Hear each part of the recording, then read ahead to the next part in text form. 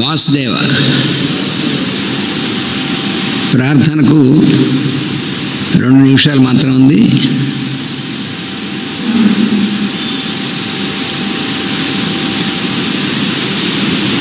అందరూ కూడా ఎక్కడెక్కడి నుంచి చూస్తున్న వాళ్ళందరూ కూడా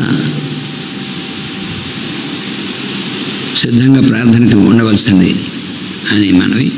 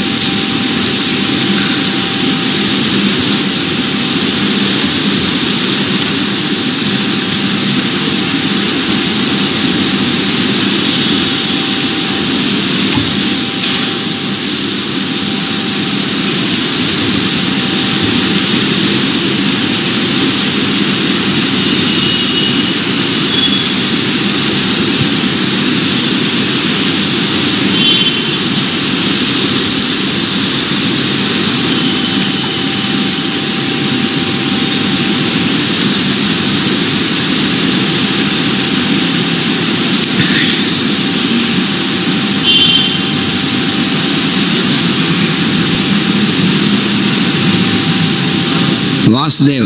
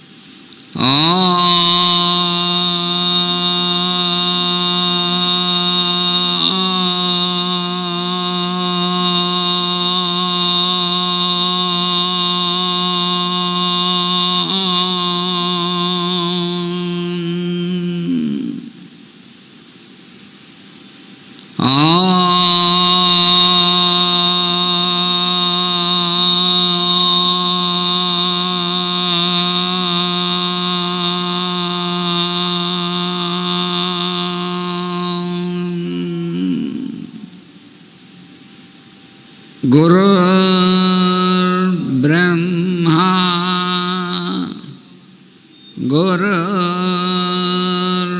गुरुर्विष्णुः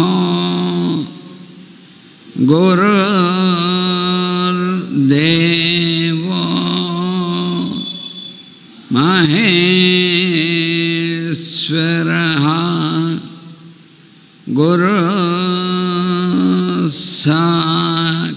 गुरुसाक्षात् परं ब्रह्मा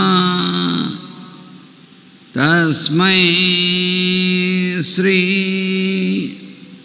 गुरवे नमः. नमस्कारं मास्टर.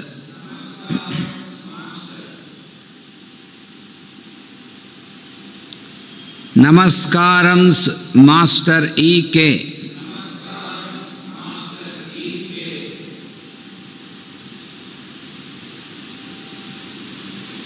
नमस्कारं मास्टर MN.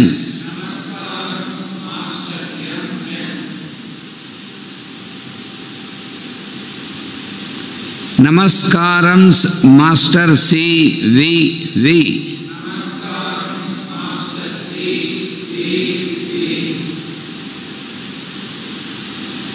नमस्कारं मास्टर CVV.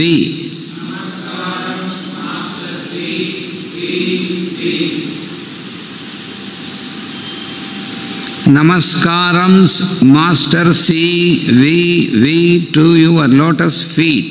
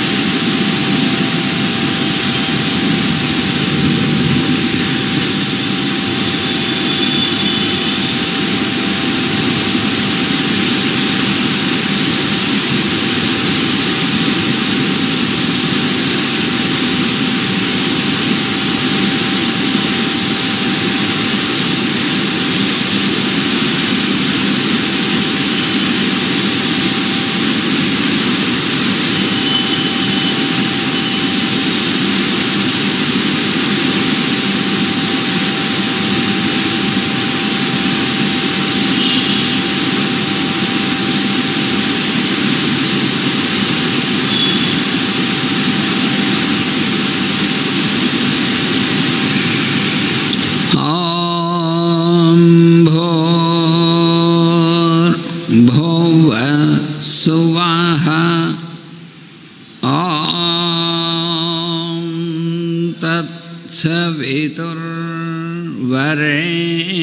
तत्सवितुर्वरेण्यं भर्गो देवस्य धीमहि धियो यो न प्रचोदयात्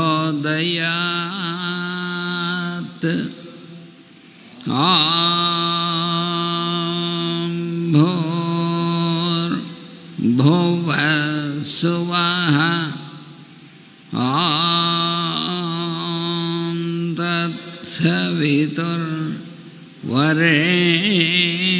तत्सवितुर्वरेण्यं भर्गो देवस्य धीमहि धियो यो न प्रचोदयात्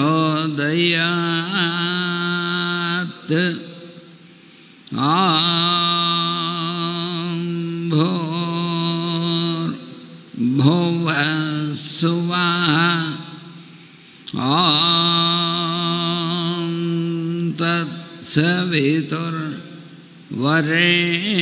तत्सवितुर्वरेण्यं भर्गो देवस्य धीमहि धियो यो न प्रचोदयात्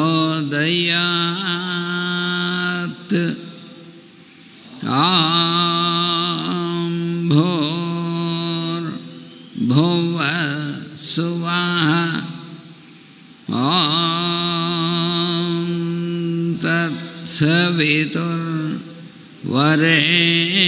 तत्सवितुर्वरेण्यं भर्गो देवस्य धीमहि धियो यो न प्रचोदयात्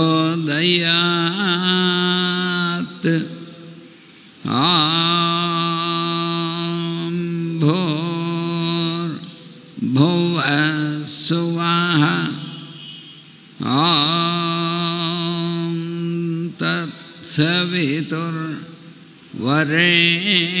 तत्सवितुर्वरेण्यं भर्गो देवस्य धीमहि धियो यो न प्रचोदयात्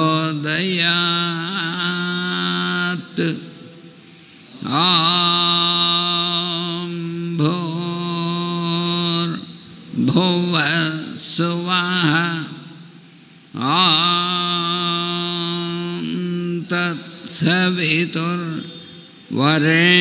तत्सवितुर्वरेण्यं भर्गो देवस्य धीमहि धियो यो न प्रचोदयात्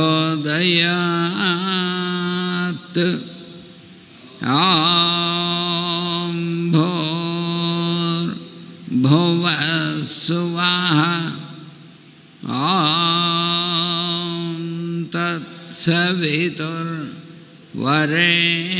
तत्सवितुर्वरेण्यं भर्गो देवस्य धीमहि धियो यो न प्रचोदयात्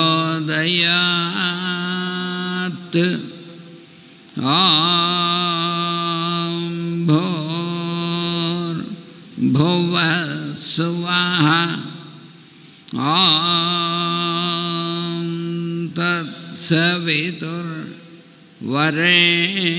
तत्सवितुर्वरेण्यं भर्गो देवस्य धीमहि धियो यो न प्रचोदयात्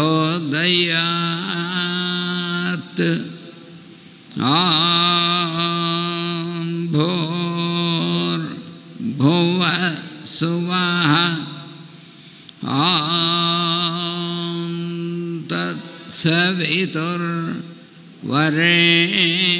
तत्सवितुर्वरेण्यं भर्गो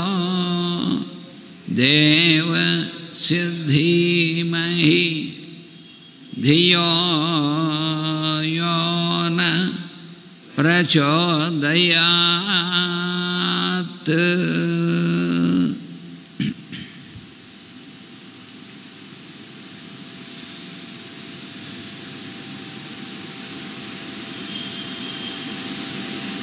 हरि ओम।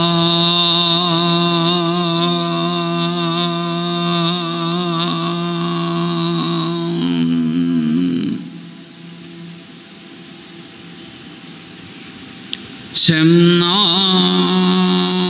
मित्रस्यं वरुणः शं नो भवत्वर्यमा शं न इन्द्रो बृहस्पतिः शं नो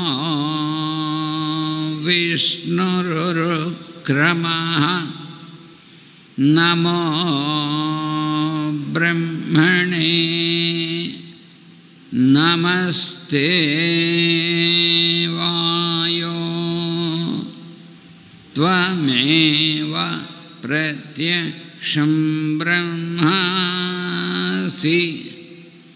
त्वामेव प्रत्यक्षं ब्रह्म वदिष्यामि ऋतं वदिष्यामि सत्यं वदिष्यामि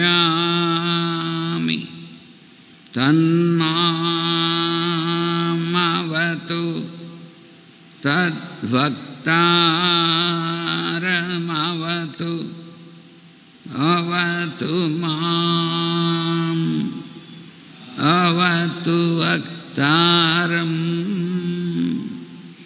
ॐ शान्ति शान्ति शान्तिः।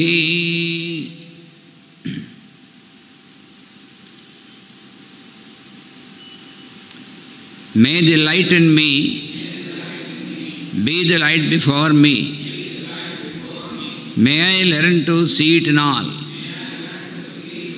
May the sound I utter reveal the light in me.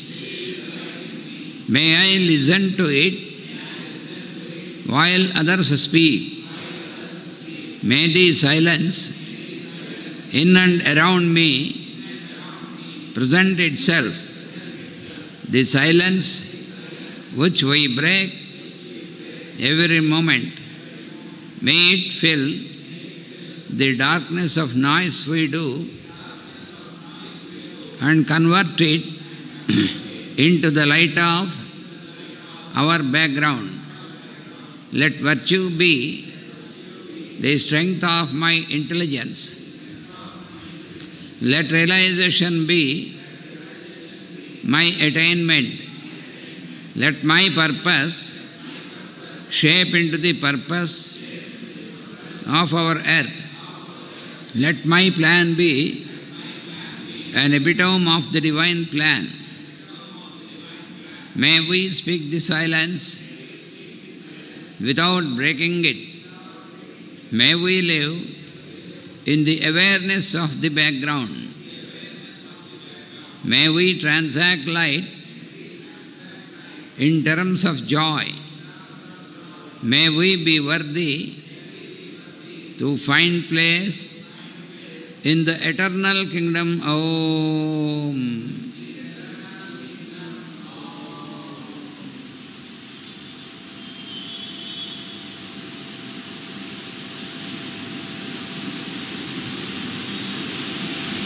Loka samasta sukhino bhavantu. Loka samasta sukhino bhavantu. Loka samasta sukhino bhavantu. Om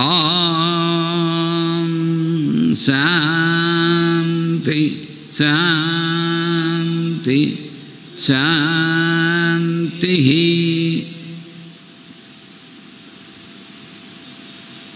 इकिरालकुलाम्भोधि विधुमानन्दरूपिणम् अनन्तार्यतनुजातं कृष्णं वन्दे जगद्गुरुं श्रीकृष्णमाचार्यमनन्तपुत्रं सत्साधुमित्रं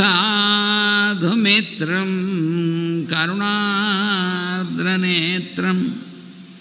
गुरुं गुरूणां पितरं पितॄणाम् अनन्यशेषशरणं प्रपद्ये अनन्यशेषशरणं प्रपद्ये अनन्यशेषशरणं प्रपद्ये योगप्रभासमाराध्य जनता प्रियजनार्दनं वन्देऽहं रामकोटीशदेशिकं प्रेमरूपिणं वन्देऽहं रामकोटीशं रोगिणाम् आर्तिनाशकं प्रभाकरसमं धीरं परमप्रेमसुन्दरं प्रभाकरकृपापूर्ण जीवनं प्रेमभावनं प्रणतार्तिहरं कृष्णरामकोटीश्वरं भजे। आराध्नमो यतीन्द्र श्रीपदाब्जे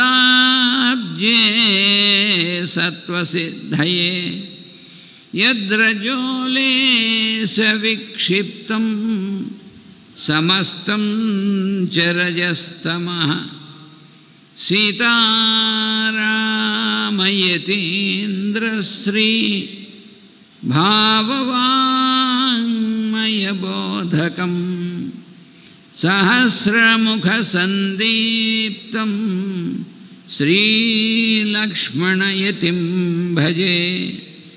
अपमाम्बनमस्तुभ्यं गुरुदेवसमन्विते कल्याणगुणसम्पन्ने करुणापाङ्गवीक्षणे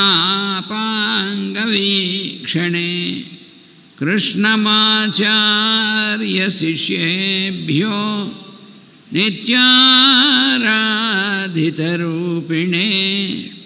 लोकावनव्रते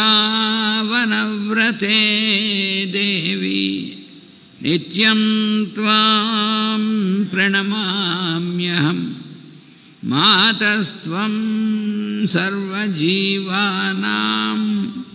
कृष्णमाचार्यगेहिनी लोकाराधनकार्येषु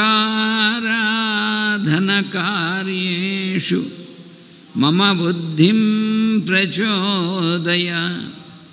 श्रीकृष्णार्यतनुजातं धन्वन्तरिसमप्रभं वराहमिहिराचार्यं सर्वरोगहरं भजे।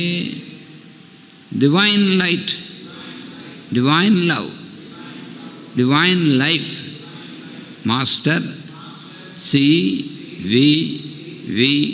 Namaskaram. Agratah prushthataschaiva parsvatascha mahabalau आकर्णपूर्णधन्वानौ रक्षेतां रामलक्ष्मणौ जगद्गुरो नमस्तुभ्यं हिमालयनिवासिने నమస్తే దివ్యదేహాయ మైత్రేయాయ నమో నమః. నమస్తే ప్రేమరూపాయ మాయామోహవిదారిణే నిర్మలాయ ప్రశాంతాయ మైత్రేయాయ నమో నమః. నమస్తే బోధిసత్వాయ నమస్తే పుణ్యమూర్తయే పూర్ణానందస్వరూపాయ మైత్రేయాయ నమో నమః. సిద్ధిబుద్ధిప్రయుక్తాయ సిద్ధిబుద్ధిప్రదాయినే భవభీతివినాశాయ మైత్రేయాయ నమో నమః. నమస్తే కర్మనిష్టాయ యోగినాం పతయే నమః. బ్రహ్మజ్ఞానస్వరూపాయ మైత్రేయాయ నమో నమః. నమస్తే గురుదేవాయ నమస్తే ధర్మసేతవే నారాయణనియుక్తాయ మైత్రేయాయ నమో నమః.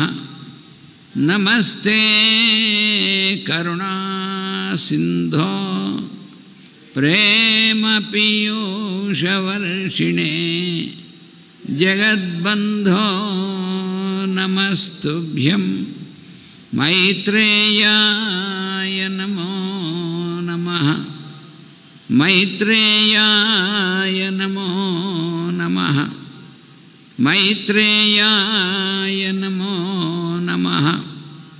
కృష్ణం కమలపత్రాక్షం పుణ్యశ్రవణకీర్తనం వాసుదేవం జగద్యోనిం నౌమి నారాయణం హరిం. కృష్ణాయ వాసుదేవాయ హరయే పరమాత్మనే ప్రణతక్లేశనాశాయ గోవిందాయ నమో నమః. వందే శ్రీరాధికాం దేవీం బృందారణ్యవిహారిణీం యస్యాః కృపాం వినా కోపి న కృష్ణం జ్ఞాతుమర్హతి. పుంజీభూతం ప్రేమ గోపాంగనానాం మూర్తీభూతం భాగధేయం యదూనాం ఏకీభూతం గుప్తవిత్తం శృతీనాం శ్యామీభూతం బ్రహ్మ మే సన్నిధత్తాం. ఈరోజు మాస్టర్ ఈకే గారి యొక్క జన్మదినోత్సవం, అలాగే మేడం హెచ్పి బ్లెవాడ్స్కీ గారి యొక్క జన్మదినోత్సవం. ఈ సందర్భంగా మనం ప్రతి సంవత్సరం 11, 12 తేదీల్లో గురు పూజలు కార్యక్రమం ఇక్కడ మనం నిర్వహించుకుంటున్నాం. ఈ సంవత్సరం ఈ ప్రత్యేకమైనటువంటి పరిస్థితుల వల్ల ఈరోజు 11వ తారీఖు ఒకరోజు మాత్రమే మనం ఈ గురు పూజ కార్యక్రమం అనేటువంటిది నిర్వహించుకోవడం జరుగుతుంది. ఇందులో సాయంకాలం ఇప్పుడు ఈరోజు కృష్ణాష్టమి కూడా కలిసి రావడం అనేటువంటిది ఒక విశేషం. అందువలన ఈరోజు అన్నీ మాస్టర్ ఈకే గారి జన్మదినం, మరి బ్లెవాడ్స్కీ గారి జన్మదినం, కృష్ణాష్టమి ఇన్ని ఉన్నాయి. అంతేకాకుండా మాస్టర్ ఎంఎన్ గారు కూడా కృష్ణాష్టమి రోజునే ఆయన కూడా జన్మించడం జరిగింది. అందుకని ఆయన కూడా కృష్ణుడి యొక్క ఆయన అవతారం తో సంబంధించినటువంటి ఆయనే. ఇది కూడా మనం చాలాసార్లు మనకి మాస్టర్ గారు కూడా వివరించారు, మనం కూడా చెప్పుకున్నాం. అందుకని ఈ విధంగా ఈరోజు మనం చాలా ప్రత్యేకమైనటువంటి ఈ కార్యక్రమం ఈరోజు జరుగుతుంది. ఇంకా ఇప్పుడు మనం రోజు కూడా శ్రీరామనవమి నుంచి ప్రారంభించి ఇప్పటివరకు వారి యొక్క అనుగ్రహం వల్ల, గురుదేవుల అనుగ్రహం వల్ల, సీతా రామ లక్ష్మణులు ఆంజనేయ స్వామి వారి యొక్క అనుగ్రహం వల్ల నిరంతరంగా సాగుతున్నటువంటి శ్రీమద్ వాల్మీకి రామాయణం ఈ సత్సంగ కార్యక్రమం ఇప్పుడు మనం ప్రారంభించుకుందాం. నమస్కారం. ఆపదామపహర్తారం దాతారం సర్వసంపదాం లోకాభిరామం శ్రీరామం భూయో భూయో నమామ్యహం. హనుమానంజనాసూను వాయుపుత్రో మహాబలః రామేష్టః ఫల్గుణసఖః పింగాక్షో అమితవిక్రమః ఉదధిక్రమణశ్చైవ సీతాశోకవినాశకः లక్ష్మణప్రాణదాతా చ దశగ్రీవస్య దర్పః ద్వాదశైతాని నామాని కపీంద్రస్య మహాత్మనః స్వాపకాలే పఠేన్నిత్యం యాత్రాకాలే విశేషతః తస్య మృత్యుభయం నాస్తి సర్వత్ర విజయీ భవేత్. తస్య మృత్యుభయం నాస్తి సర్వత్ర విజయీ భవేత్. తస్య మృత్యుభయం నాస్తి సర్వత్ర విజయీ భవేత్. శ్రీరాఘవం దశరథాత్మజమప్రమేయం సీతాపతిం రఘుకులాన్వయరత్నదీపం ఆజానుబాహుమరవిందదళాయతాక్షం రామం నిశాచరవినాశకరం నమామి. రామాయ రామభద్రాయ రామచంద్రాయ వేధసే రఘునాథాయ నాథాయ సీతాయ పతయే నమః. నమోస్తు రామాయ సలక్ష్మణాయ దేవ్యై చ తస్యై జనకాత్మజాయై. నమోస్తు రుద్రేంద్రయమానిలేభ్యో నమోస్తు చంద్రార్కమరుద్గణేభ్యః. తదున్నసం పాండురదంతమవ్రణం శుచిస్మితం పద్మపలాశలోచనం ద్రక్ష్యే తదార్యావదనం కదాన్వహం ప్రసన్నతారాధిపతుల్యదర్శనం. కూజంతం రామ రామేతి మధురం మధురాక్షరం ఆరుహ్య కవితాశాఖాం వందే వాల్మీకికోకిలం. సర్వవేదార్థతత్వజ్ఞం వేదార్థప్రతిపాదకం పురాణసారసర్వజ్ఞం కృష్ణం వందే జగద్గురుం. ఓం అస్మద్గురుభ్యో నమః.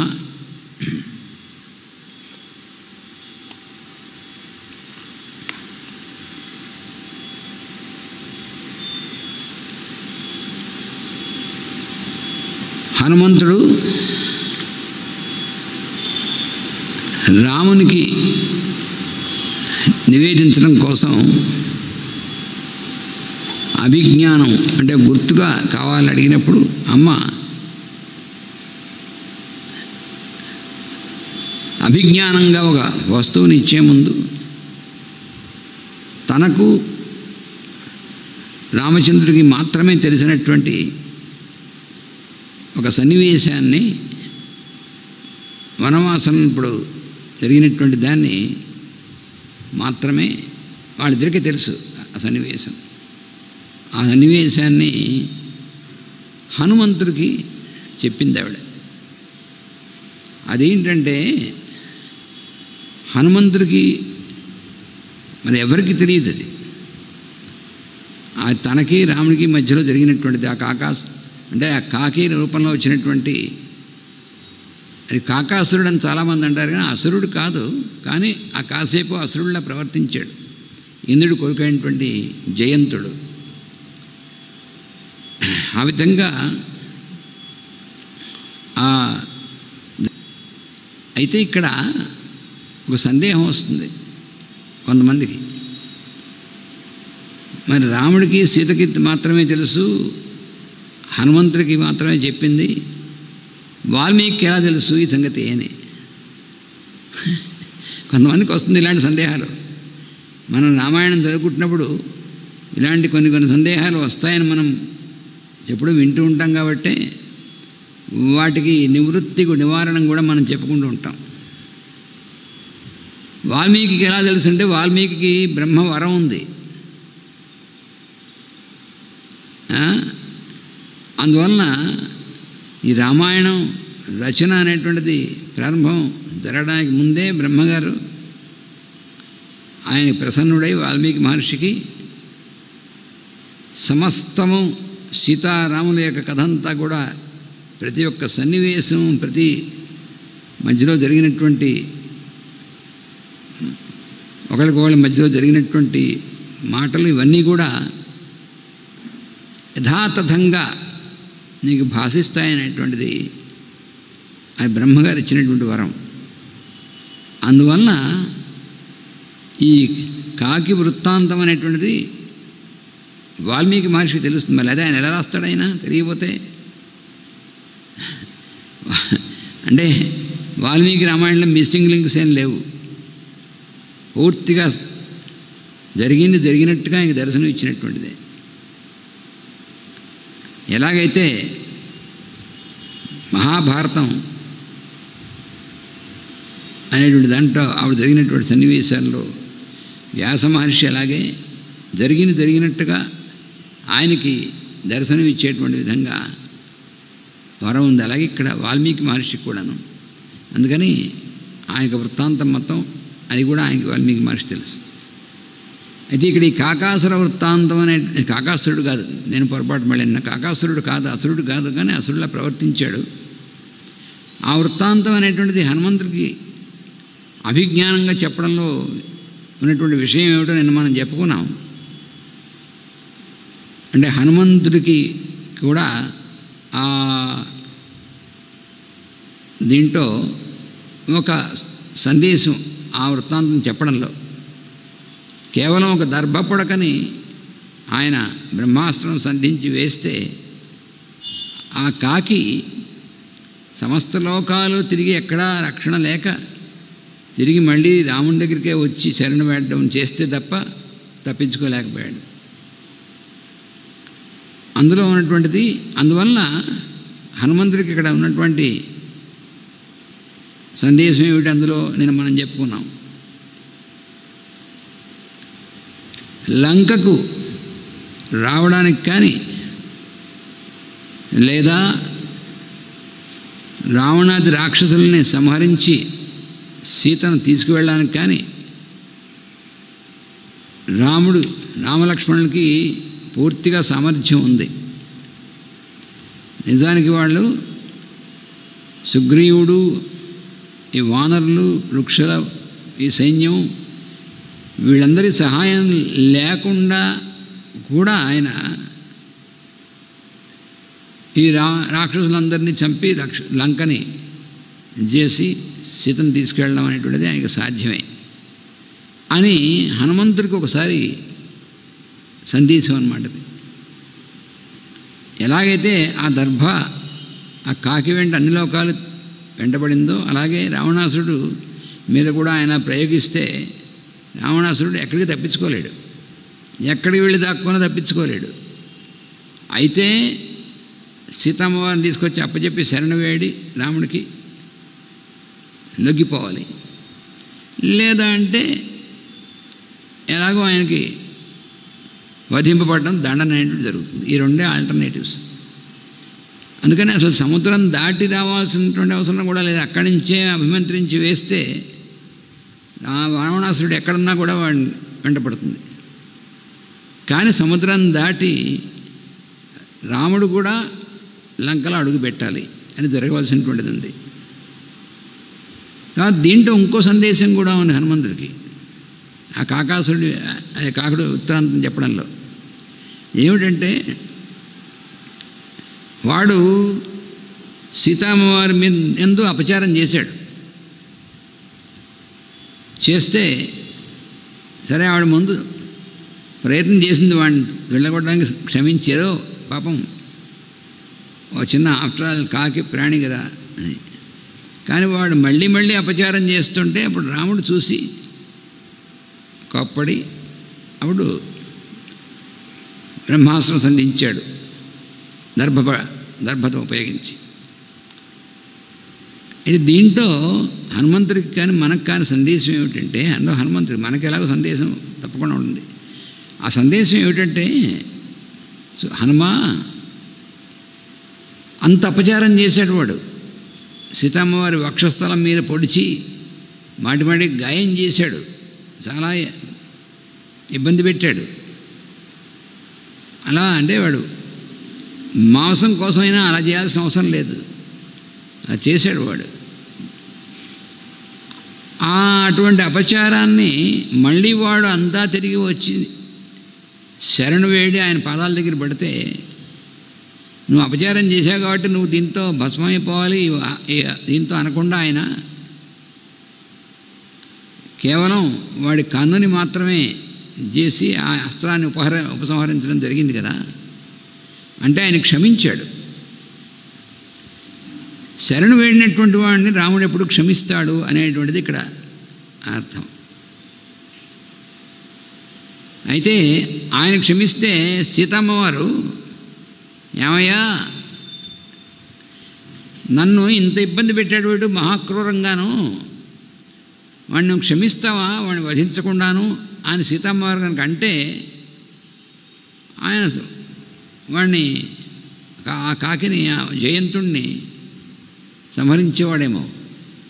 కానీ సీతమ్మవారు వాడు శరణు వేడిన తర్వాత వాడిని నువ్వు వధించాలి అని అనలేదు ఆవిడ.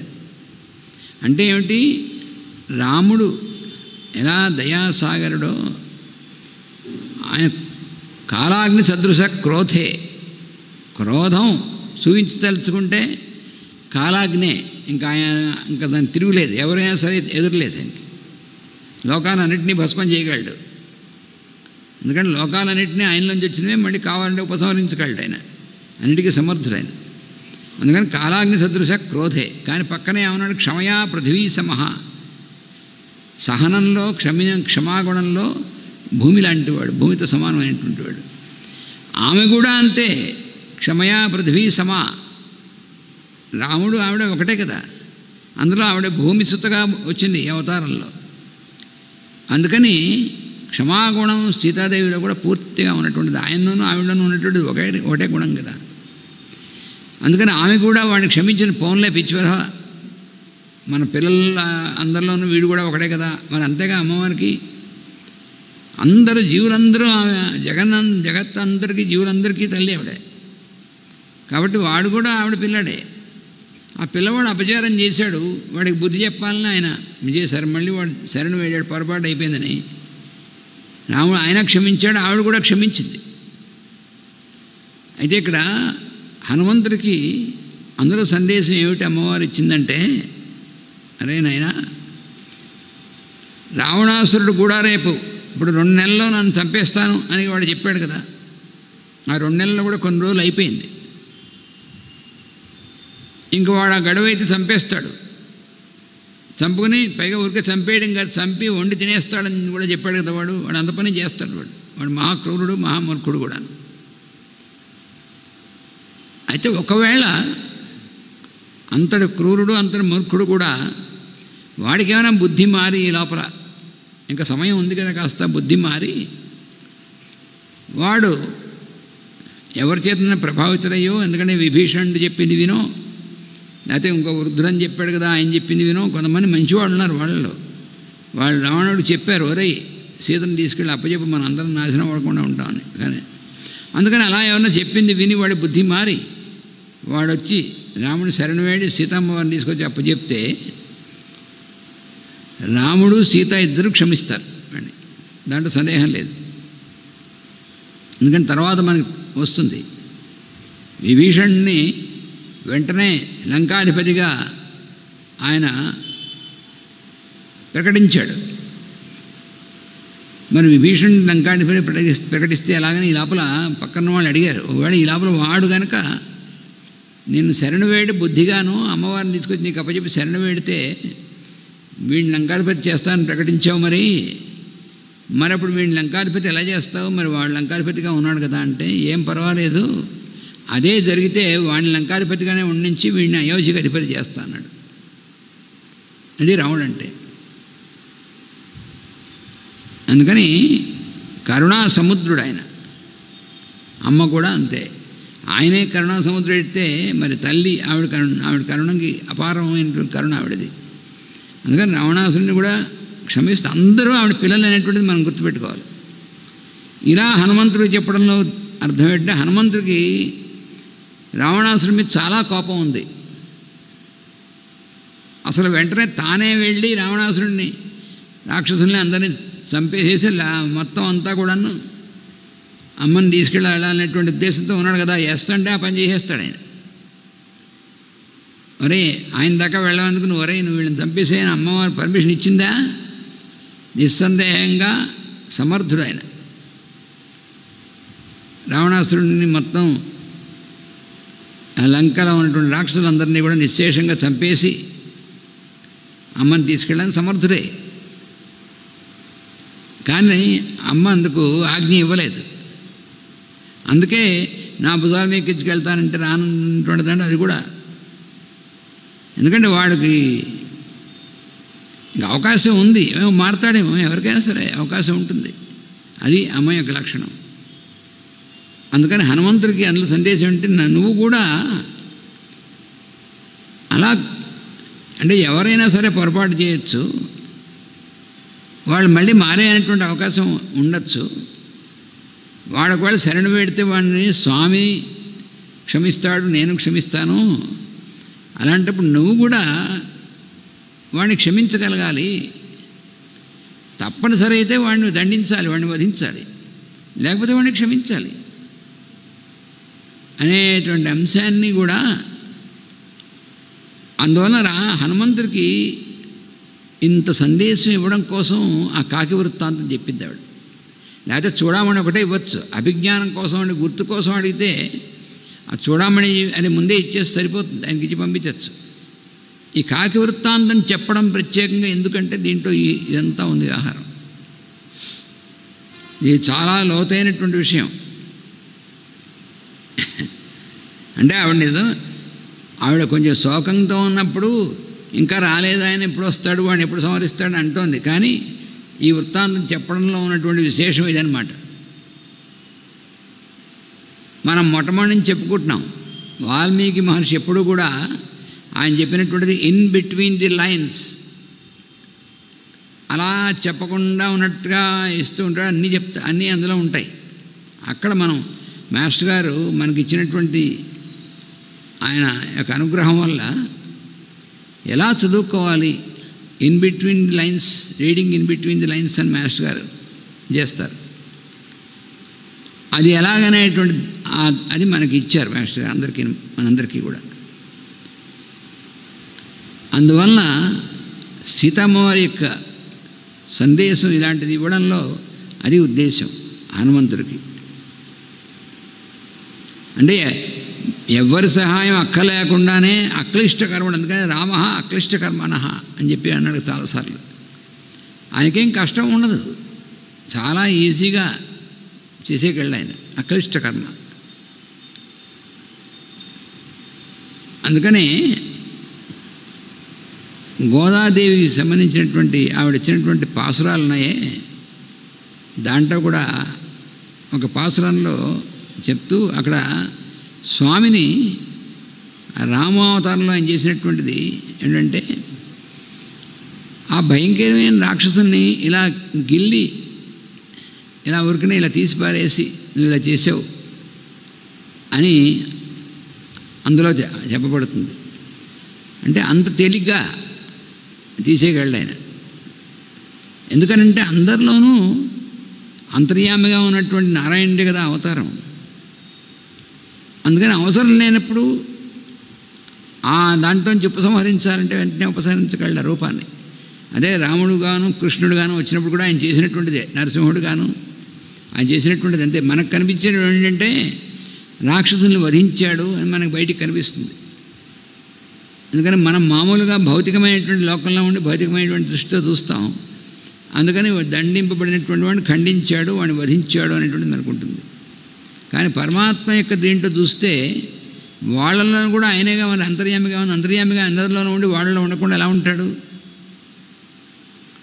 మన మాస్టర్ గారు ఇప్పుడు చెప్తుంటారే, అందులోనూ భగవంతున్నాను ఒప్పుకుంటా కానీ మా పక్కింటి ఆయన ఉన్నాడిని ఒప్పుకోన్నాడు. ఎందుకంటే ఆయనకి ఈయనకి మధ్యలో సరిహద్దులకి తగాదా ఉందని. అలా ఉండదు. అంతర్యామి అంటే అందరిలోనూ ఉంటాడు. మరి ఆ దుష్టులైనటువంటి వాళ్ళను ఉంటాడు. దక్షయజ్ఞం అనేటువంటి కథలో భాగవతంలో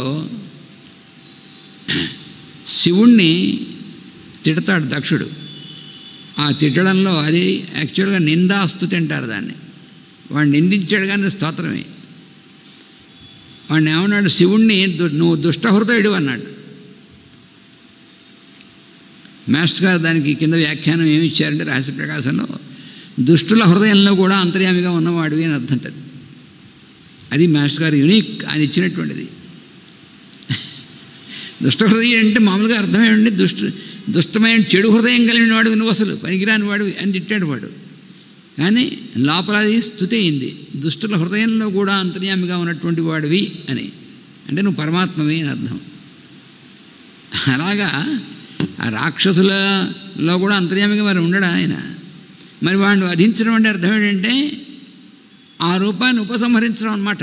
బయటికి మనకు ఆయన వధించడంగా కనిపిస్తుంది, కానీ ఆ రూపంలో ఉన్నటువంటి తన యొక్క శరీరాన్ని ఉపసంహరించడం అన్నమాట. ఇది చాలా కష్టం అర్థం అవ్వడం. మాస్టర్ గారు లాంటి ఆయనకు ఆ తత్వం అంతా ఆయనలో ఉంది కాబట్టి, ఆ తత్వ దర్శనం చేసినటువంటి వారు కాబట్టి ఆయన చెప్పగలిగారు. అలాగా మామూలుగా పాండిత్యం వల్ల పండితులుగా మాత్రం చెప్పలేరు.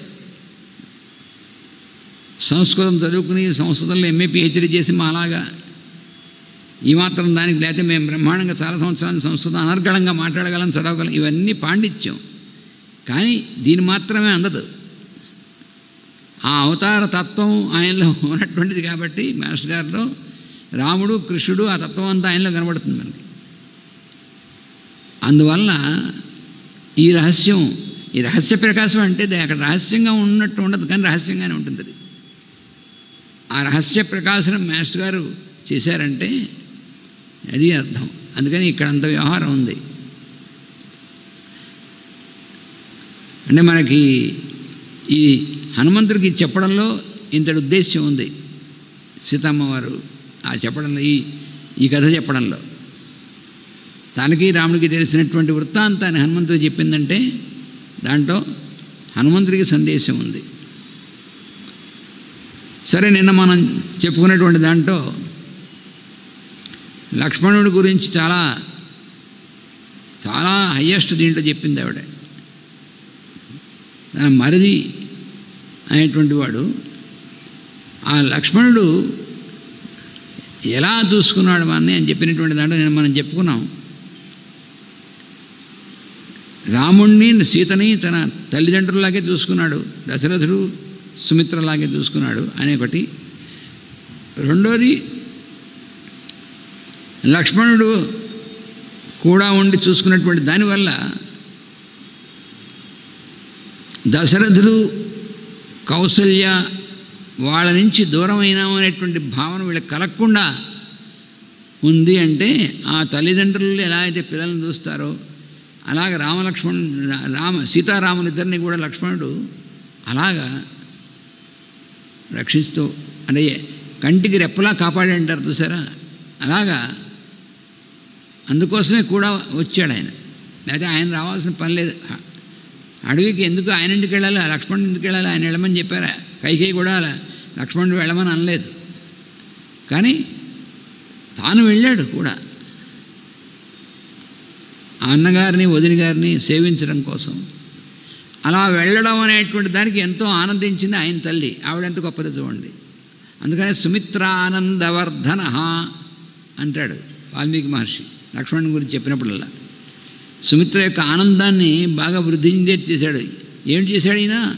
రాముడితో కూడా అవసరం లేకపోయినా సరే తను వెళ్ళాల్సినటువంటి అప్లికేషన్ లేకపోయినా ఆ కష్టాలన్నీ తను కూడా మరి ఈ 14 సంవత్సరాలు ఆయన మరి భార్య ఏమో అక్కడ ఉంటే ఆ భోగాలన్నీ కూడా త్యజించి వనవాస దీక్ష తాను కూడా తీసుకుని బ్రహ్మచర్య వ్రత దీక్షలో రాముడితో కూడా అహోరాత్రాలు నిద్ర కూడా లేకుండా 14 సంవత్సరాలు ఎవరైనా చేయగలరండి అలాగా? అట్లాంటి మహత్తరమైనటువంటి తపస్సు ఆయన చేసినటువంటిది. అలాంటి మహానుభావుడు లక్ష్మణుడు. అందుకని ఇందులో హనుమంతుడికి ఇంకో సందేశం కూడా ఉంది. లక్ష్మణుడు ఎంత వాడో అని హనుమంతుడికి ఎందుకు చెప్పిందంటే, లక్ష్మణుడిని కూడా నువ్వు రాముడిని ఎలా గౌరవిస్తున్నావో ఆయన్ని గురువుగా పరమాత్మగాను లక్ష్మణుడిని కూడా అలాగే చూడాల్సింది నువ్వు అని చెప్పి కూడా సందేశం. అందుకని తర్వాత వచ్చేటువంటి యుద్ధంలో హనుమంతుడు లక్ష్మణుడితో కూడా ఎప్పుడూ ఉంటాడు ఆ యుద్ధంలో. ఇవన్నీ ఒకదానికొకటి కనెక్టెడ్ అన్నమాట. ఇవి అలా చెప్పింది అమ్మవారు. అంత చూడండి, అమ్మవారు ఒక సందేశం ఇచ్చిందంటే దాంట్లో ఇన్ని ఉంటాయి.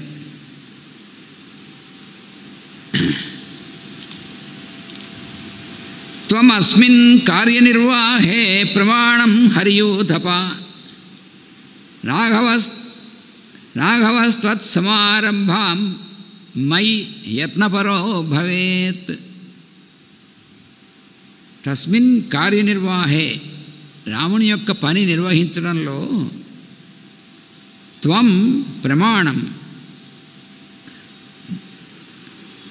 ఓ హరియూథప, ఓ వానరుల యొక్క నాయకుడైనటువంటి వాడా, నువ్వు రాముని యొక్క ఈ కార్యం నిర్వహించడం అనేటువంటి దాంట్లో ఉంది, నువ్వు చాలా ప్రమాణం అంటే ఎలా చేయాలి అనేటువంటిది అవన్నీ కూడా నీ కార్యసిద్ధి అనేటువంటిది.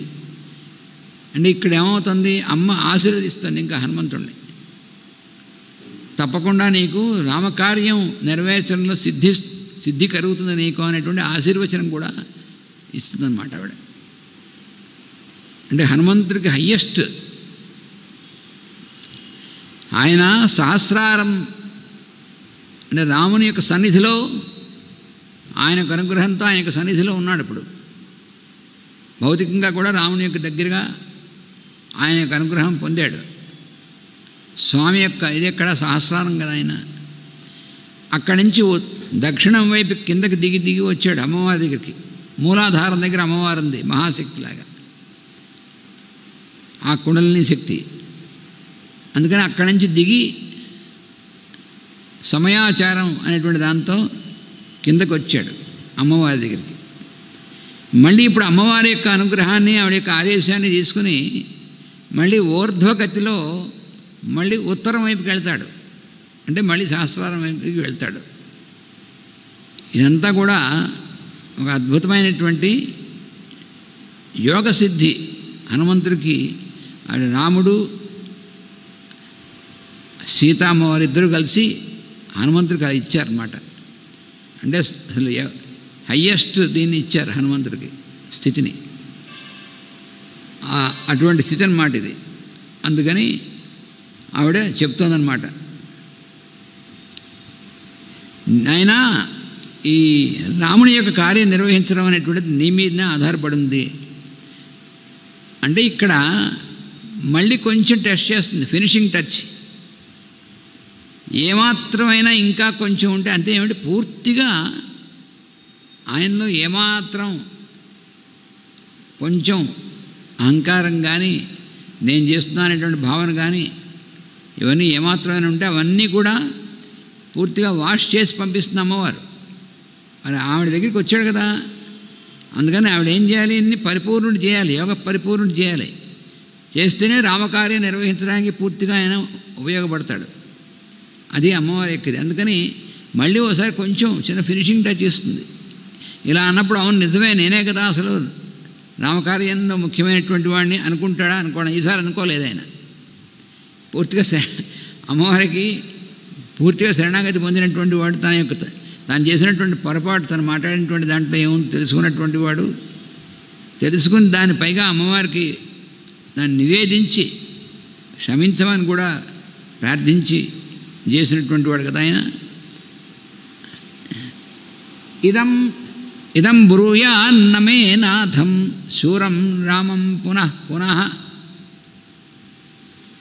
జీవితం ధారయిష్యామి మాసం దశరథాత్మజ ఊర్ధ్వం మాసాన్న జీవేయం సత్యేనాహం బ్రవీమితే. రాముడికి చెప్పు, ఆయనకి ఏం చెప్పమన్నావు అడిగావు కదా, చెప్తున్నాను చెప్పు. ఓ దశరథనందనుడా, దశరథాత్మజ, నా జీవితానికి ఇంకా ఒక మాసం మాత్రమే ఉంది. 2 నెలల్లో కూడా ఒక నెల ఇంచుమించుగా అయిపోయినట్టే. జీవితం ధారయిష్యామి మాసం దశరథాత్మజ, ఇంకొక మాసమే నేను, నువ్వు గనక రావడం ఆలస్యం అవుతే ఊర్ధ్వం మాసాన్ నజీవేయం, మాసం కంటే పైన ఇక నేను జీవించి ఉండడం జరగదు. సత్యేన అహం బ్రవీషిమే, ఇది నేను చెప్తున్నటువంటి సత్యము. రావణేన ఉపరుద్ధా మాం నికృత్య పాపకర్మణ త్రాతుమర్హసి వీరత్వం పాతాళాదివ కౌశికీం. ఎలాగైతే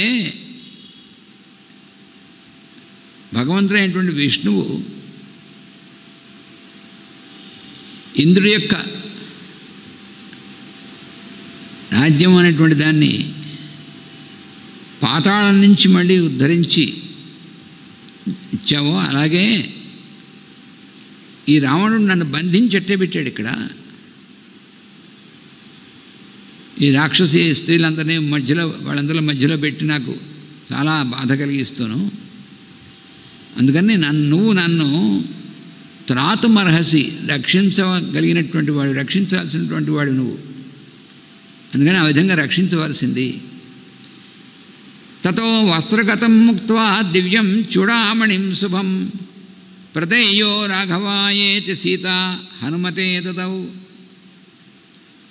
అప్పుడు ఏం చేసింది, ఇలా చెప్పిన తర్వాత తన వస్త్రంలో చుట్టి పెట్టుకుని ఉన్నటువంటిది దివ్యమైనటువంటి చూడామణి, అంటే అమ్మవారు ఇలా తలలో అలంకరించుకునేటువంటిది చూడామణి అనేటువంటిది ఉంది.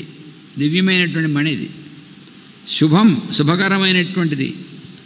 దాన్ని ముక్త్వా వస్త్రగతం, వస్త్రంలో కట్టినటువంటి దాన్ని విప్పి తీసిచ్చి ప్రదేయో రాఘవాదితి సీతా హనుమతే దదౌ. నాయన తీసుకెళ్ళి నువ్వు రామచంద్రుడి యొక్క చేతిలో పెట్టింది ఆయనకి ఇవ్వవలసింది అని చెప్పి హనుమంతుడి చేతిలో పెట్టింది ఆవిడ. అంటే నిన్న మనం చెప్పుకున్నాం, అట్నుంచి వచ్చేప్పుడు సముద్రం దాటడానికి కావాల్సినటువంటి శక్తి అనేటువంటిది రాముడు ఇచ్చినటువంటి అంగుళీయకం, ఆయన ఉంగరాన్ని ఇచ్చాడు కదా, అమ్మకి తీసుకెళ్ళి చూయించు ఇయ్యని చెప్పి ఆ ప్రభావం పనిచేసింది. ఇప్పుడు మళ్ళీ తిరిగి వెళ్ళడానికి అమ్మవారు ఇచ్చినటువంటి ఈ చూడామణి, దాని యొక్క ప్రభావం ఈ తిరిగి మళ్ళీ ఏ ఇబ్బంది లేకుండా ఈ సముద్రం దాటడానికి పనిచేస్తుంది ఆయనకి. హనుమంతుడు ఏం చేశాడో తెలిసిన, ప్రతిగృహ్య తతో వీరో మణిరత్నం అనుత్తమం అంగుళ్యా యోజన యోజయామాస నాహ్యశ్చ ప్రాభవాద్ భుజ. అప్పుడు ఈయనేం చేశాడంటే ఈ చూడామణిని వీరుడైనటువంటి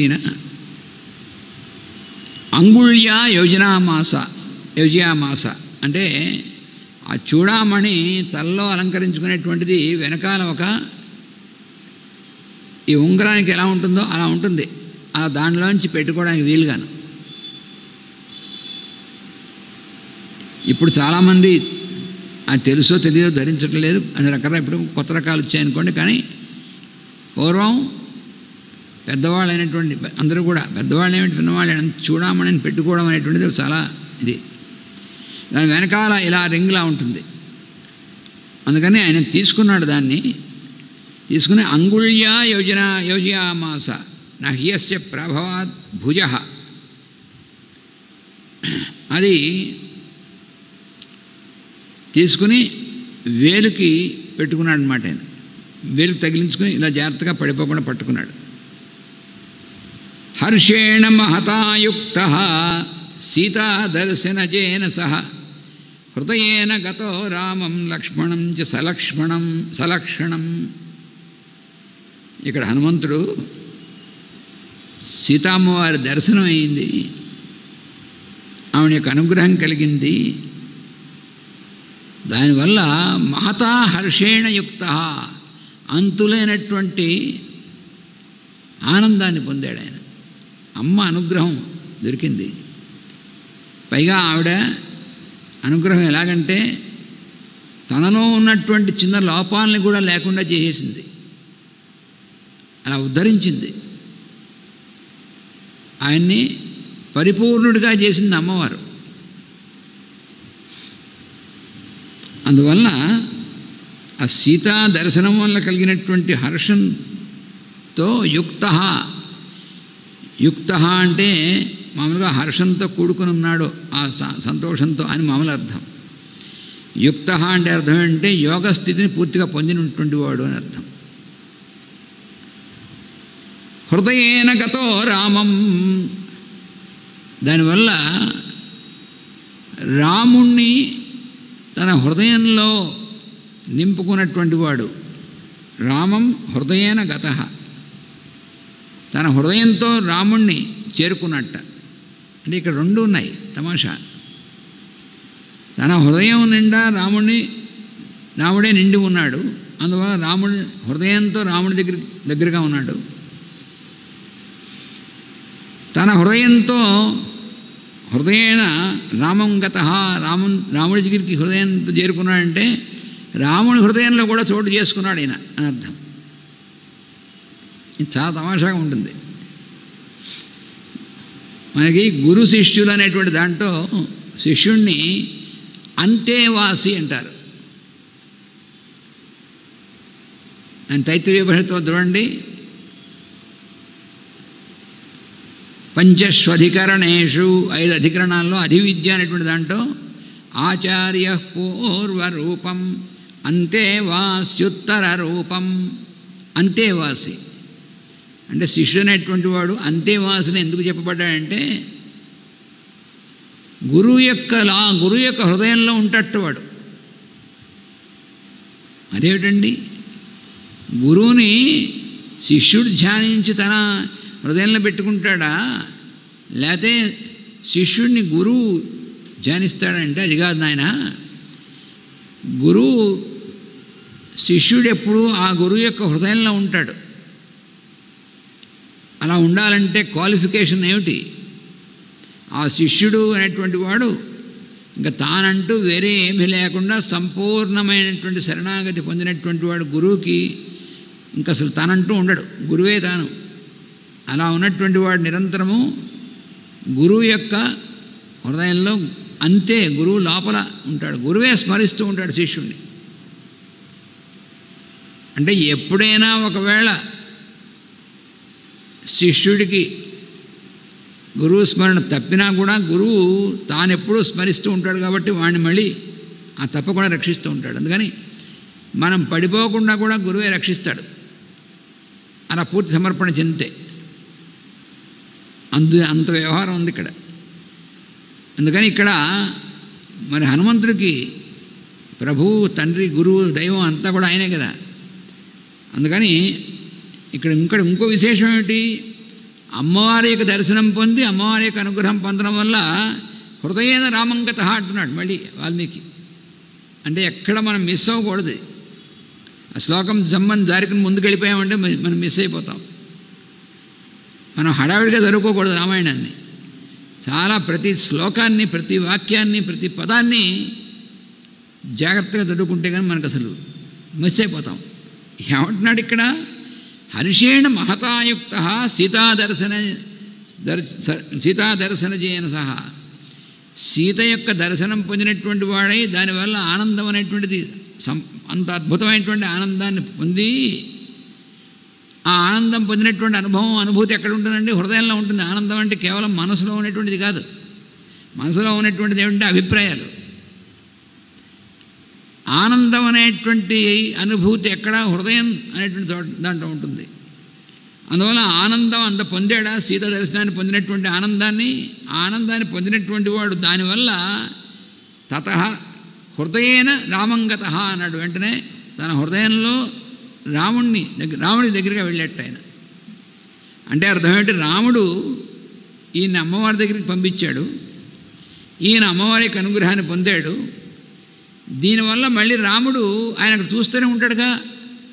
ఆయన చాలా అమ్మయ్య, ఆవిడ యొక్క తన యొక్క స్వరూపమే ఆవిడ యొక్క అనుగ్రహాన్ని కూడా పొందాడు అని రాముడి యొక్క హృదయంలో ఇంకా ఆయన స్థానం బాగా సుదృఢమైంది. అంటే రాముడు నిరంతరం ఆయన హృదయంలో హనుమంతుడు ఇలా చీల్చి హృదయంలో ఉంటే సీతారాములు కనిపిస్తారు. మనకు క్యాలెండర్లో వాళ్ళు బొమ్మలను చూస్తూ ఉంటాం. హనుమంతుడు నిరంతరం సీతారామయ్య స్మరణ చేస్తాడని, నీ భక్తి ఎటువంటిదంటే ఇలా తీసి చూపించాడు. చూపిస్తే ఆ హృదయంలో సీతారాములే కూర్చొని ఉన్నారు. సత్యమే అందులో. అది చీల్చకపోయినా చీల్చినా లోపల సీతారాములే ఉంటారు. కానీ ఇప్పుడు రాముడు హృదయంలో కూడా ఈయన చేరుకున్నాడు అనమాట. అది అంతేవాసిగా ఉన్నాడు. అంటే ఆయనకి ఇన్సెపరబుల్, రాముడి నుంచి సీతమ్మ వారి నుంచి ఈయనకి ఇన్సెపరబిలిటీ, విడిపడనటువంటి విధంగా రాముడితో సీతమ్మ వారితో అలా ఆ స్థితి వచ్చింది హనుమంతుడికి. అంటే అత్యుత్తమ, దాన్ని మించిలే. అందుకనే భవిష్యత్ బ్రహ్మ అవడానికి క్వాలిఫికేషన్ అదే ఆయనకి. లేకపోతే తర్వాత వచ్చేటువంటి కల్పనలో బ్రహ్మగా ముందే నిర్ణయించబడ్డాండి. ఎందుకని? ఈ కారణం చేత.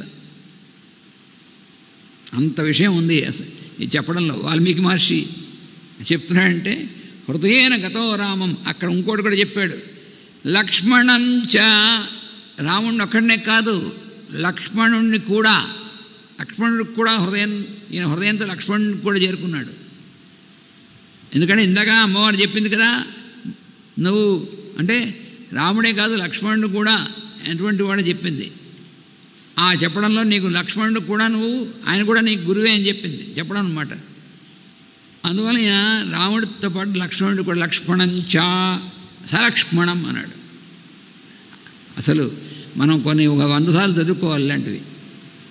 అలాంటి అద్భుతమైనటువంటి శ్లోకాలు అన్నమాట ఇవి. మణివరం ఉపగృహ్యతం మహార్ఘం జనక నృపాత్మజా ధృతం ప్రభావాత్ గిరివర పవనావధో ముక్త సుఖితమనాహ ప్రతి సంక్రమం ప్రపేదే. ఇప్పుడు హనుమంతుడు ఏం చేశాట? ఆవిడ చూడమని ఇచ్చింది, అందుకున్నాడు ఆవిడ చేత్తో. మణివరం ఉపగృహ్య తం మహార్హం. ఆ మణి మహార్హం అంటే ఆవిడ అమ్మవారు మహాస్వరూపిణి. ఆవిడ ధరించడానికి అర్హత కలిగినటువంటిది ఈ మణి. ఆవిడ ధరించిందంటే ఎంతటి అర్హత ఉంది ఆ మణికి. అమ్మవారు స్వయంగా ధరించింది. అలా మహార్హమైనటువంటి ఆ మణివరం, మణుల్లో శ్రేష్టమైనటువంటిది. అంటే ఇక్కడ శ్రేష్టమైనటువంటిది అంటే ఎంత పెద్దది లేదా ఎంత ఖరీదైనటువంటిది అవన్నీ కావు. అమ్మవారు ధరించడానికి కావాల్సినటువంటి క్వాలిఫికేషన్ ఆ మణికి ఉందన్నమాట. అందుకని ఆవిడ ధరించింది. అందుకని మహార్హం తం మణివరం ఉపగృహ్య దగ్గరగా తీసుకుని జనక నృపాత్మజాయా ఎవరి దగ్గర నుంచి ముందు తీసుకున్నాడు? జనకుడు కూతురైనటువంటి అమ్మవారి దగ్గర తీసుకున్నాడు. ధృతం ప్రభావాత్. ఆవిడ ఎవరు ఈ మణిని ఆవిడకి ఇచ్చారు అంటే జనక మహారాజు తండ్రి అయినటువంటి ఆయన ఇచ్చాడు. గిరివర పవనావధూతముక్తః సుఖితమనాః ప్రతిసంక్రమం ప్రపేదే. ఆయన అవధూత పవనావధూత ముక్తః, ఇందులో చాలా అసలు ఆ మణి గురించినటువంటి చెప్పినటువంటిది అలాగా జాగ్రత్తగా ఆయన తీసుకుని హనుమంతుడు మనస్సులోనే అసలు ఆ తీసుకున్నటువంటి మణిని ఇది ఒక వస్తు విశేషం కాదు, అమ్మవారు ధరించి ఇచ్చినటువంటి ఒక మాత్రమైనటువంటి వెలుగు అనేటువంటిది. అలాగా ఆయన ఆ పర్వతం యొక్క శిఖరమైనటువంటిది దాని నుంచి ఒక వాయువేగంతో వచ్చినటువంటి విధంగా ఆ ప్రభావంతో వచ్చిందే అన్నట్టుగా సీతామ్మవారు ఎక్కడ ఆ మణి ఈయనకి ఇవ్వడం అంటే అంత ఉత్తమమైనటువంటి స్థితి నుంచి ఇచ్చినటువంటిది అని, అక్కడి నుంచి అమ్మవారు ఇచ్చినటువంటిదని ఆయన తీసుకుని అమ్మవారికి ప్రదక్షిణం చేశాడు. ఆ మణిని అందుకుని అమ్మవారికి ప్రదక్షిణం చేశాడు. ఇప్పుడు మనం 39వ అధ్యాయంలోకి సర్గలోకి ప్రవేశిస్తున్నాం. మణిందత్వా తత సీతా హనుమంతమధా బ్రవీత్. ఆ మణిని హనుమంతుడికి ఇస్తూ సీతామ్మవారు మళ్ళీ హనుమంతుడితో అంటోంది, అభిజ్ఞాతం ఏతద్ రామస్య తత్వతః. ఏతద్ ఈ మణిందే, ఇది రాముడికి బాగా తెలుసు ఈ మణి. మణిం దృష్ట్వా తు రామో వై త్రయాణం సంస్మరిష్యతి. ఈ మణిని నువ్వు రాముడికి ఇస్తే ఈ మణిని చూడగానే రాముడికి 3 గుర్తొస్తారట అంటోంది అమ్మవారు. వీరో జనన్యా మమ చ రాజ్ఞో దశరథస్య చ. ఎవరు ఆ 3 గుర్తొచ్చేవాళ్ళు? ఒకళ్ళు నేను గుర్తొస్తాను, ఎందుకంటే సీతామ్మవారు ధరించినటువంటి మణి కదా. అందుకని రాముడికి ఇవ్వంగానే రాముడు వెంటనే ఆయన గుర్తొచ్చేవాళ్ళు ముందు నేను, తర్వాత మమ జనన్య నా తల్లి గుర్తొస్తుంది ఆయనకి. అదేమిటి, ఈవిడ ధరించినటువంటి మణి ఈవిడిస్తే ఈవిడ తల్లి గుర్తు రావడం ఏమిటి అని మన సందేహం వస్తుంది. అంటే అర్థం వివాహ సమయం అప్పుడు బహుశా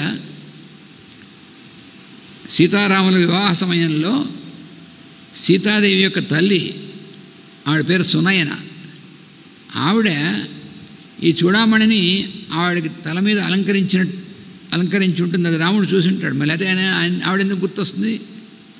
అందుకని తన తల్లి తనకు అలంకరిస్తూ ఉంటే చూశాడు కాబట్టి, ఇన్నాళ్ళు నేను ధరించినటువంటిది కాబట్టి నేను గుర్తొస్తాను, తర్వాత నా తల్లి గుర్తొస్తుంది ఆయనకి. మూడో వాళ్ళు ఎవడో తెలుసునా? రాజ్ఞో దశరథస్య చ.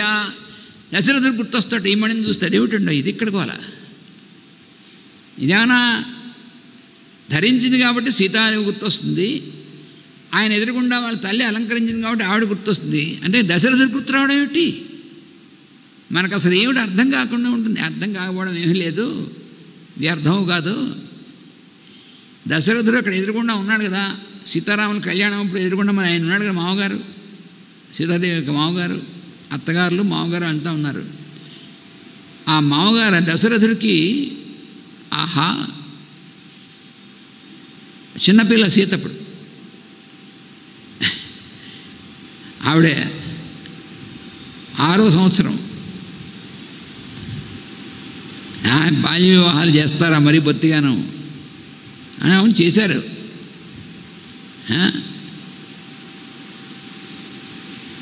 దశరథుడు ఎందుకు గుర్తొస్తాడంటే ఆయన చాలా సంతోషించేట. అబ్బా ఈ చూడమని పెడితే పిల్ల ఎంత చక్కగా ముద్దుగా ముచ్చటగా ఉంది అని ఆయన చాలా సంతోషించాడు దశరథ మహారాజు. ఆయనకి ఎప్పుడు కోడల్ని సీతాదేవిని చూస్తే చాలా ముచ్చట, అమ్మ ఎంత చక్కగా మంచి లక్షణాలు కలిగి ఉంది అనేటువంటిది ఎంతో ఆనందపడతాడు హృదయంలో. అందుకనే వనవాసానికి వెళ్ళేప్పుడు కూడా ఆయన నా కోడలు మాత్రం ఇలా నారచీరలు కట్టుకునేను నా ఆభరణాలు తీసేసి ఉన్నాను వీల్లేదు అంటే కైకేయ లేదు వనవాసానికి వెళ్ళేప్పుడు ఇవన్నీ ఎందుకంటే నోర్మై అప్పుడు మాత్రం ఒప్పుకోలేదు ఆయన. ఎవళ్ళు మాట్లాడడానికి వీల్లేదని ఆయన తెప్పించి ఆవిడ యొక్క ఆభరణాలు ఆవిడకి మంచి పట్టు చీరలు ఇవన్నీ కూడా అమ్మ నువ్వు ఇదే ధరిస్తూ ఉండని చెప్పి ఆవిడకి ఇచ్చాడు సీతాదేవికి.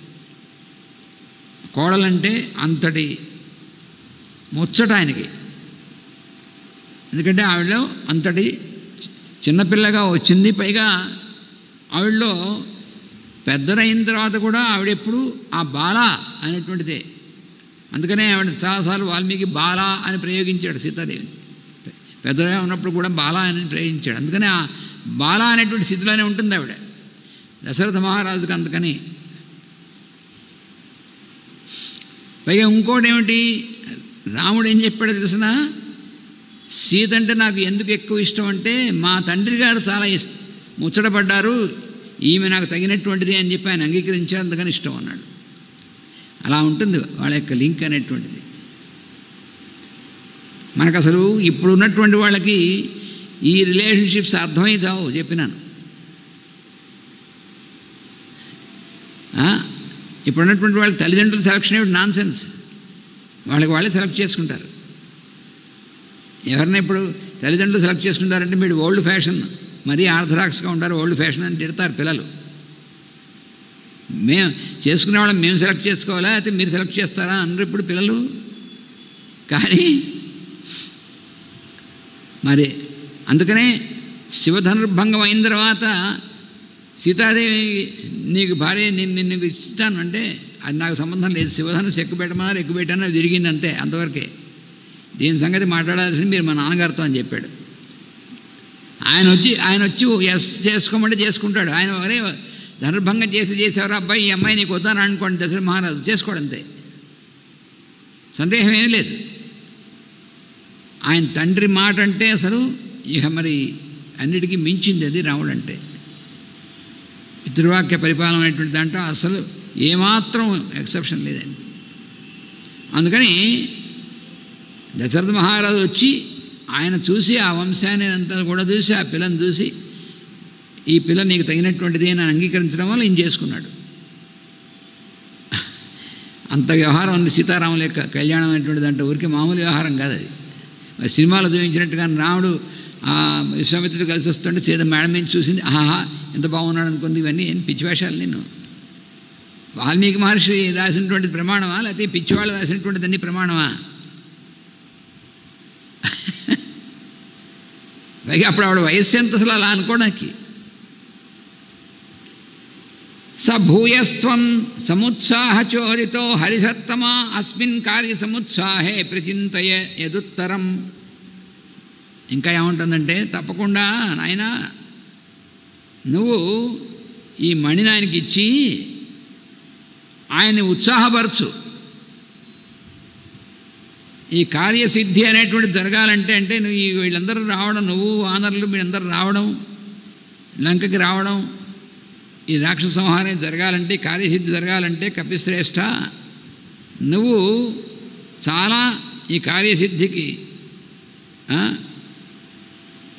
నువ్వు ఎలా కర్తవ్యం తర్వాత కర్తవ్యం ఏమిటో అనేటువంటిది నువ్వు దాన్ని ముందుకు తీసుకెళ్ళాలి అంటుంది ఆవిడ. త్వం అస్మిన్ కార్య నిర్యోగే ప్రమాణం హరిసత్తమ తస్య చింతయ యో యత్నో దుఃఖక్షయకరో భవేత్. అంటే ఇప్పుడు మళ్ళీ హనుమంతుడిని చాలా మెచ్చుకుంటోంది పైగా, కానీ మళ్ళీ ఇంకోసారి ఆయన టెస్ట్ కూడాను. రెండు రకాలు. ఓ వానరలో శ్రేష్ఠైనటువంటి వాడా హరిసత్తమా, ఈ కార్యనియోగం ఈ తర్వాత జరగబోయేటువంటి పనిని ముందుకు ఇచ్చేయడం అనేటువంటి దాంట్లో త్వం అస్మిన్ కార్యనియోగే త్వం ప్రమాణం, నువ్వే ఫైనల్ నేను నిర్ణయించడంలో. తస్య చింతయ యో యత్న అంటే ఏ రకమైనగా చేస్తే బాగుంటుందో నువ్వు ఆలోచించు. యస్య దుఃఖక్షయకరో భవేత్, నాకు ఆయనకి కూడా ఉన్నటువంటి దుఃఖం తొందరగా పోవడం కోసం ఏ రకంగా చేస్తే ఈ పని మంచిదో అది నువ్వు నిర్ణయం చెయ్యి అంటుంది. కొంప మునిగిపోయింది మళ్ళీ నువ్వు. ఇది ఎలా ఉంటుంది అసలు? ఒక్కోసారి అంటే మేము స్వయంగా కొన్ని అనుభవించినటువంటివి. మాస్టర్ గారు అంటే మా తండ్రి గారు గురువు గారు ఆయనే కదా, నన్నే కాదు మమ్మల్ని, నేను మా పునఃశాస్త్రి గారు మాలాంటి వాళ్ళని అయితే ఇంకా చాలామంది ఉన్నారు కదా, వాళ్ళందరినీ కూడా ఒరే ఏమంటావు, ఎలా చేద్దామంటావు విషయం మమ్మల్ని అడుగుతారు. అప్పుడు ఏం చేయాలి, ఇది ఎలా చేస్తే బాగుంటుందంటావు అంటారనమాట. అంటే ఆయనకు తెలియక మమ్మల్ని అడుగుతున్నారు అనుకున్నావా? చాలా పొరపాటు పడతాం. మరి తెలిస్తే మన ఎందుకు అడుగుతున్నారు? అప్పుడు మనం ఏం చేయాలి? ఇలాంటి సిచ్యువేషన్ మాట ఈవిడ హనుమంతుడికి అలాంటి సిచ్యువేషన్. ఇప్పుడు హనుమన్ యత్నమాస్థాయ దుఃఖ క్షయకరో భవ సతథేతి ప్రతిజ్ఞాయ మారుతిర్భీమ విక్రమ శిరసా అవంజ వైదేహీం గమనాయ ఉపచక్రమే. అప్పుడు ఫైనల్గా ఏమైందంటే, ఓ హనుమా, యత్నం ఆస్థాయ యత్ దుఃఖక్షయకరో భవ, నువ్వు నీ ప్రయత్నం అనేటువంటిది ప్రారంభించి, ఈ రకమైనటువంటి ఈ కార్యనిర్వహణం ప్రారంభించి మా దుఃఖాన్ని పోగొట్టేటువంటి వాడుగా అవ్వవలసింది. అంటే ఇక్కడ ఏమిటిది? ఇప్పటిదాకా ఆయనకి నువ్వు చేసినటువంటి పొరపాటును తెలియజేసింది, ఏ సహాయం లేకపోయినా ఆయన వస్తాడని చెప్పింది. మళ్ళీ నువ్వు ఈ ప్రయత్నం అంతా కూడా నువ్వు నిర్వహించవలసింది, తొందరగా నువ్వు మా దుఃఖాన్ని పోగొట్టవలసింది అంటే మళ్ళీ అంటే అర్థం, నువ్వు స్వామికి నివేదించినప్పుడు నీ ద్వారా ఈ పని కార్యక్రమం అనేటువంటిది జరిపించడానికి మేము నిర్ణయించాము అనేటువంటిది చెప్పడం అన్నమాట. నీ ద్వారా జరుగుతుంది కానీ నువ్వు చేస్తావని అర్థం కాదు ఇక్కడ. మన ద్వారా ఇది చాలా కష్టం అర్థం చేసుకోవడం, కానీ ఆయన అర్థం చేసుకున్నాడు. ఈసారి ఏం పొరపాటు పడలేదు. సరే అమ్మా, నువ్వు ఏం చెప్తే అదే. అందుకని శిరస అభివంద్య అమ్మా నమస్కారం అన్నాడు. ఇంకసారి ఏమీ మాట్లాడలేదు. ఆ చూడమండి పట్టుకుని అమ్మవారి పాదాలు నమస్కరించి అమ్మా నమస్కారం అన్నాడు. శిరస అభివంద్య వైదేహీం, అమ్మా ఇక మీ ఆజ్ఞ అయితే నేను బయలుదేరుతాను వెనక్కి స్వామివారి దగ్గరికి అని తిరిగి వెళ్ళడం కోసం ఉపక్రమించాడు. అంతేగాని అలాగే అమ్మ మీ ఎంతసేపు మీ దుఃఖం ఇటు ఒక్క నిమిషంలో తీసేయగలను అన్నాడా? పడిపోయాడు. అనలేదు ఈసారి. ఇంతకుముందు నా వీపీ దెక్కమ్మ ఒక క్షణంలో తీసుకెళ్ళిపోతాను అన్నవాడు ఈసారి అలా ఏమీ అనలేదు, అలాంటి మాటలు మాట్లాడలేదు. నువ్వు ఎలా చెప్తే అలాగే అమ్మా అని మాట్లాడకుండా ఆవిడ పాదాలు నమస్కారం చేసాడు, ప్రదక్షిణ చేసుకున్నాడు. ఆవిడ నమస్కారం చేసి నీ ఆజ్ఞ అయితే బయలుదేరుతా అన్నాడు. జ్ఞాత్వా సంప్రతిస్థం దేవి వానరం భవతాత్మజం బాష్ప గద్గదయా వాచ మైథిలీ వాక్యమబ్రవీత్. అస్సలు ఎంత మామూలుగా పెద్ద అర్థమే ఉండదు దీంట్లో, కానీ అసలు మామూలుగా ఏంటి, జ్ఞాత్వా సంప్రస్థితం, వాడు బయలుదేరడానికి సిద్ధంగా ఉన్నాడని చెప్పి తెలుసుకుని వానరం పవనాత్మజం బాష్ప గద్గదయా వాచ మైథిలీ వాక్యం అబ్రవీత్. మళ్ళీ ఆవిడకి కళ్ళ నీళ్లు కొంచెం వచ్చి తర్వాత గొంతుకు బొంగురుపోయి మళ్ళీ మాట్లాడుతుంది. ఏమిటిది, ఎందుకని అంటే ఇందులో ఎన్నున్నాయంటే, ఈసారి మన పిల్లవాడు పొరపాటు పడలేదు అని చాలా సంతోషించింది ఆవిడ. పూర్తిగా ఆవిడ తల్లిగా మాట్లాడుతుంది, ఈయన పిల్లవాడుగా ఆవిడ దగ్గర ఆ అనుగ్రహాన్ని వాత్సల్యాన్ని పూర్తిగా పొందాడు. అది మనకు కనబడుతుంది. అసలు ఇది చదువుకుంటేనే మనకే అసలు ఎలాంటి దివ్యమైనటువంటిది కలుగుతుందో అండి. అమ్మవారు ఎంత వాత్సల్యము ఆ పిల్లవాడు ఎందు, పిల్లవాడు అయిపోయి అమ్మవారి దగ్గర అంత అనుగ్రహాన్ని పొందుతున్నాడు ఆయన. ఆవిడ సంతోషించింది. ఆవిడ జ్ఞాత్వా సంప్రస్థితం అంటే మామూలుగా అర్థం ఏంటి, వెళదాం అనుకున్నటువంటి వాడు వెళదాం అనుకోవడం అనేటువంటి తెలుసుకుని అని. కానీ అక్కడ అర్థం ఏంటంటే సంప్రస్థితం అనే మాటలోనే ఉంది. సమ్యక్ అంటే సరైనటువంటి విధంగా ప్రస్థితం సిద్ధమైనటువంటి వాడు అని అర్థం. చిన్న ట్విస్ట్ ఇస్తాడంతే వాల్మీకి మహర్షి. సంప్రస్థితం అంటే వెళ్ళడానికి సిద్ధమైనటువంటి వాడు. సమ్యక్ ప్రస్థితం అంటే బాగా సరైనటువంటి పద్ధతిలో వెళ్ళడానికి సిద్ధంగా ఉన్నాడు. సరైన పద్ధతి అంటే అర్థం ఏమిటి? ఇంత ముందులా పొరపాటు పడకుండా ఉండడం అనేటువంటిది అని అర్థం. ఇంక ఏ పొరపాటు లేకుండా ఉన్నటువంటి స్థితిలో తిరిగి వెళ్ళడానికి సిద్ధంగా ఉన్నటువంటి వాడితో జ్ఞాత్వా తెలుసుకుని ఆవిడ అంటే కన్ఫర్మ్ చేసుకుంది. ఇక పర్వాలేదు వీడిలో పూర్తిగా ఈయన సంపూర్ణమైన స్థితికి వచ్చాడు అని చెప్పి ఆవిడ కన్ఫర్మ్ చేసుకుంది అనమాట. జ్ఞాత్వా అంటే అదే అర్థం. అంటే మామూలుగా తెలుసుకుని వెళదామని అనుకున్నటువంటి వాడిని తెలుసుకునే మామూలు అర్థం. అదే ఉంది పెద్ద, అదే కాదు. సంప్రస్థితం జ్ఞాత్వా అంటే పూర్తిగా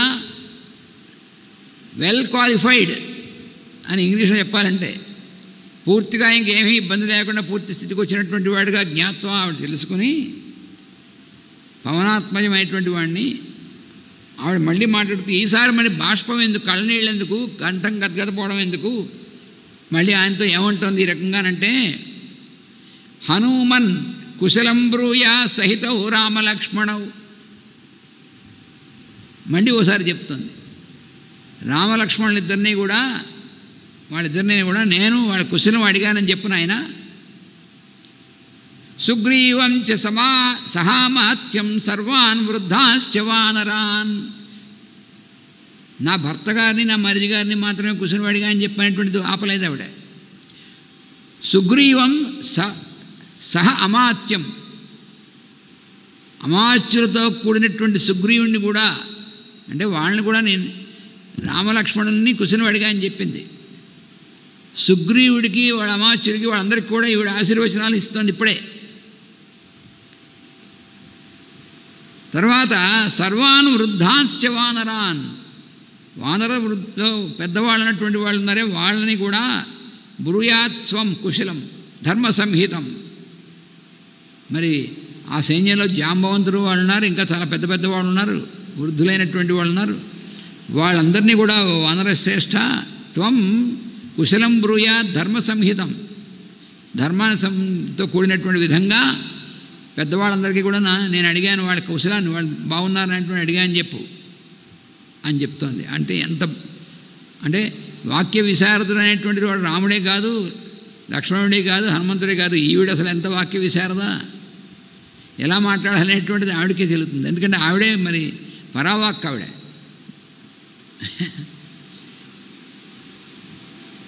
అందుకని యథాచ స మహాబాహుర్మాం తారయతి రాఘవ అస్మాత్ దుఃఖాంబు సంరోధాత్ త్వం సమాధాతుమర్హసి. నాయన రాఘవుడు రామచంద్రుడు ఆయన మహాబాహు అంటే పెద్ద పొడుగ్గా ఉన్నటువంటి చేతులు కలిగినటువంటి వాడిని అర్థం కాదు. అది ఎలాగో ఆజానుబాహు అంటే అది కరెక్టే, కానీ ఇక్కడ మహాబాహు అంటే ఆయన చేతులు ఎక్కడి దాకా వ్యాపించి ఉంటాయి అంటే సృష్టి అంతా కూడా వ్యాపించగలవు ఆయన యొక్క బాహువులు. అందుకని అక్కడి నుంచి రావణాసుడిని అక్కడి నుంచి ఆయన చేయగలడు. ఆయన బాహువులు ఎక్కడికైనా వ్యాపిస్తాయి, సర్వాంతర్యమైనటువంటి వాడు. అందుకని ఆ మహాబాహు అయినటువంటి ఆయన తారయతి తరింపజేస్తాడు, అంటే అన్నిటినీ కూడా దాటించగలడు ఆయన. ఇప్పుడు ఇక్కడ దేన్ని అస్మాత్ దుఃఖాంబురోధాత్, ఈ దుఃఖం అనేటువంటి సముద్రంలో ఇక్కడ నేను కూరుకుపోయి ఉన్నా కదా, దీని నుంచి నన్ను తరింపజేయగలడు. ఆ విధంగా త్వం సమాధాతం అర్హసి, ఆ విధంగా నువ్వు ఆయనకి చెప్పవలసిందే. నీ ప్రయత్నం ఈ ప్రయత్నానికి వెంటనే ప్రారంభించేట్టుగా ఆయనకి చెప్పవలసింది. జీవంతి మాం యథా రామ సంభావయతి కీర్తిమాన్ తత్వయా హనుమన్ వాచ్యం వాచా ధర్మం అవాప్నుహి. నేను జీవించి ఉన్నదానిగా నన్ను రాముడు భావన చేసినట్లయితే ఆయన కీర్తిమంతుడు. నన్ను యథా రామ సంభావయతి జీవంతీం సంభావయతి, నేను జీవించి ఉంటాననేటువంటిది ఆయన భావన చేసినట్లయితే తత్వయా హనుమాన్ నువ్వు వాచా ధర్మం అవాప్నుహి, నువ్వేం చేయాలంటే ఆ విధంగా నీ వాకుగా నువ్వు ఆయనతో చెప్పవలసింది. అంటే ఈవిడ తాను చెప్పినటువంటిది అంటే తాను పరావాక్కుగా చెప్తుంది. దాన్ని అక్కడ వైఖరిగా ఆయన రూపంలో హనుమంతుడి యొక్క వాక్కుగా ఆ ప్రయత్నం అనేటువంటి ప్రారంభం అవడానికి ఎలా పలకాలో అలా పలకవలసింది అంటుంది. నిత్యం ఉత్సాహయుక్తస్య వాచ శ్రుత్వా మయేరితాః వర్ధిష్యంతే దాశరథే పౌరుషం మదవాప్తయే. ఈ విధంగా మయ ఈరితాః నేను పలికినటువంటి విధంగా నిత్యము ఉత్సాహంతో కూడినటువంటి వాక్కు ఏదైతే ఉందో అది విని దాశరథే పౌరుషం వర్ధిష్యతే, ఆయనలో ఉన్నటువంటి పౌరుషం అనేటువంటిది ఉందే, పురుష లక్షణం అనేటువంటిది అది వృద్ధి పొందుతుంది అంది. ఇంకా ఆవిడ ఏమేం చెప్తుందనేటువంటిది రేపు చెప్పుకుంటాం. స్వస్తి ప్రజాభ్య పరిపాలయంతాం న్యాయేన మార్గేణ మహీం మహీశాః గోబ్రాహ్మణేభ్యః శుభమస్తు నిత్యం లోకాః సమస్తాః సుఖినో భవంతు. లోకాః సమస్తాః సుఖినో భవంతు. లోకాః సమస్తాః సుఖినో భవంతు. ఓం శాంతి శాంతి శాంతి. వాసుదేవ వాసుదేవ వాసుదేవ. ఇప్పుడుగా మనం ఈ పూట ఈ కార్యక్రమం పూర్తయింది. ఇంకా చివరిలో మనం ఒకసారి ఇవాళ కృష్ణాష్టమి కాబట్టి ఈ స్వామికి ఈ నివేదన చేసేసి బాలకృష్ణుడిని, ఎందుకంటే ఆయన అవతరించడం జరిగిందా, మనం పురాణ పురుషుడు మనం చదువుకున్నాం. ఆ ఉయ్యల్లో కృష్ణుడిని పడుకోబెట్టి